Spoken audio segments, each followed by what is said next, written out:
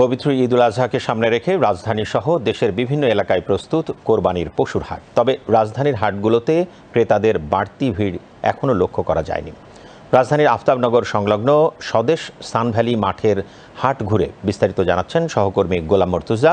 ক্যামেরায় ছিলেন মেহেদি আল আমিন। রাজধানীর আফতাবনগর সংলগ্ন স্বদেশ সানভ্যালি মাঠের কোরবানির পশুর হাটে ধীরে ধীরে বাড়ছে পশু আসার সংখ্যা। দেশের বিভিন্ন জেলা থেকে কোরবানির পশু নিয়ে এই হাটে আসছেন খামারি ও ব্যবসায়ীরা। বিক্রেতারা বলছেন দেশীয় খামারে পালন করা পশুর সংখ্যাই এবার বেশি। যদিও খাবার ও পরিবহন খরচ বেড়েছে, তারপরও ভালো দামের আশা করছেন তারা।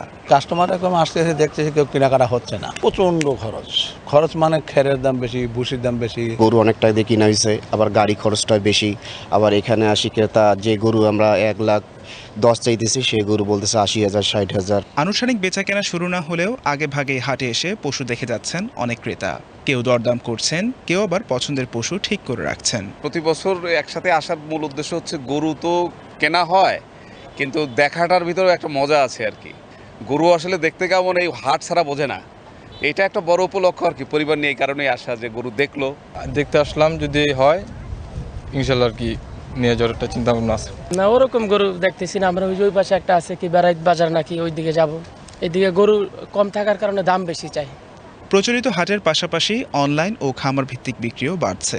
অনেক খামার মালিক ফেসবুক ও বিভিন্ন অনলাইন প্ল্যাটফর্মে পশুর ছবি, ভিডিও ও বিস্তারিত তথ্য দিচ্ছেন। তবে অনেক ক্রেতার কাছেই এখনও সশরীরে হাটে গিয়ে পশু কেনাই বেশি স্বস্তির। সরকার জানিয়েছে, এবছর দেশে কোরবানিযোগ্য পশুর সংখ্যা চাহিদার তুলনায় বেশি, ফলে পশু সংকটের আশঙ্কা নেই। হাটে নিরাপত্তা ও পশুর স্বাস্থ্য পরীক্ষায়ও নেওয়া হয়েছে বিশেষ ব্যবস্থা। আনুষ্ঠানিকভাবে রাজধানীর হাটগুলো শুরু হচ্ছে আগামী রবিবার। তবে ধীরে ধীরে হাটে বাড়ছে ক্রেতাদের সমাগম। সংশ্লিষ্টদের আশা, ঈদ যত ঘনিয়ে আসবে ততই জমে উঠবে পশুর এই বাজার। গোলাম মর্তুজা, বিটিভি নিউজ, ঢাকা।